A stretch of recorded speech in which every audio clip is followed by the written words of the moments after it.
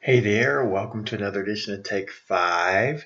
And we are going to be doing Exodus 28, 31 through 43. We're looking at the garments that the priest wears. And we're going to just go right through it again. You can look all this stuff up. You can research it if you want to. All right. Verse 31, make the robe of the ephod entirely of blue cloth with an opening for the head in its center. There shall be a woven edge like a collar around this opening so that it will not tear. See, you're just smart, because that's where you're most likely to tear it. So, God's smart here telling them how to make this thing.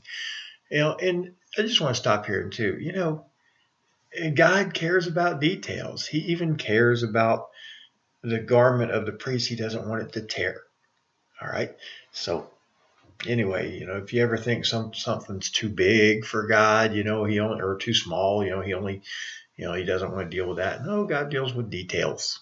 Okay, you can talk to God about anything. Anyway, just a side point. Verse 33, make pomegranates of blue, purple, and scarlet yarn around the hem of the robe. All right, so it's going to have like dangling things there. With gold bells between them. So you'll be able to hear him when he's coming, right? The gold bells and the pomegranates are to alternate around the hem of the robe. Aaron must wear it when he ministers. The sound of the bells will be heard when he enters the holy place before the Lord and when he comes out, so that he will not die. Make a plate of pure gold and engrave on it as on a seal, holy to the Lord. Fasten a blue cord to it to attach it to the turban. It is to be on the front of the turban. It will be on Aaron's forehead, and he will bear the guilt involved in the sacred gifts the Israelites consecrate, whatever their gifts may be. It will be on Aaron's forehead continually so that they will be acceptable to the Lord. So he's going to wear this big turban on his head. It's going to say holy to the Lord. And symbolically, he's going to be bearing the sin of the people. All right, the guilt of them is what it says. All right, verse 39, weave the tunic. Having a harder time seeing today than usual. That's why I'm squinting.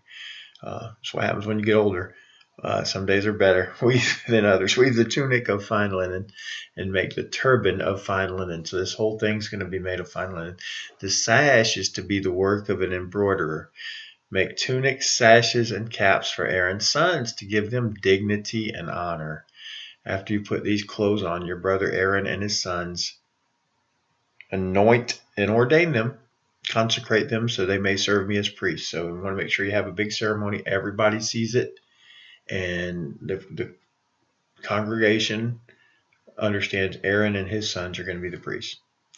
All right, and churches do this today with ministers, and sometimes with missionaries, they anoint them, and that's fine. That's very biblical. All right, verse 42, make linen undergarments as a covering for the body, reaching from the waist to the thigh. Aaron and his sons must wear them whenever they enter the tent of meeting or approach the altar to minister in the holy place, so they will not incur guilt and die. All right, so you've got to do things exactly the way God says it, or back then you would just die. He didn't mess around.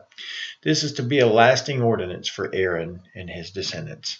All right, next time we'll be in chapter 29. So come back for the next edition of Take 5. And now I got to find where to turn the thing off. It was hard to see today. Thank you for sticking with me. I love you. See you later this afternoon, hopefully. Bye-bye.